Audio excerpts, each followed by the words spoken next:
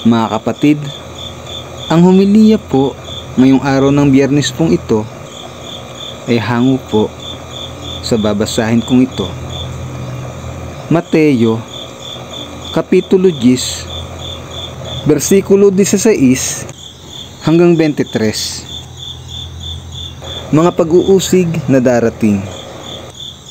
Tingnan ninyo, isinusugo ko kayo na parang mga tupa sa gitna ng mga asong gubat.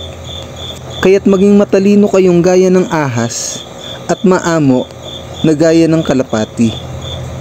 Mga alagad ko, mag-ingat kayo sapagkat kayo'y darakpin at isasakdal sa mga Sanhedrin. Hahagupitin kayo sa kanilang mga sinagoga at dadalhin kayo sa mga gobernador at mga hari nang dahil sa pagsunod ninyo sa akin, upang magpatotoo sa kanila at sa mga hintil. Sa pagkakataong iyon, huwag kayong mabahala kung ano ang inyong sasabihin o kung paano kayo magpapatotoo, sapagkat ito'y kusang ipagkakalob sa inyo.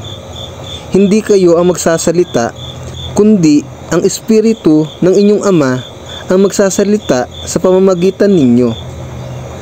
Ipagkakanulo ng kapatid ang kanyang sariling kapatid upang ipapatay.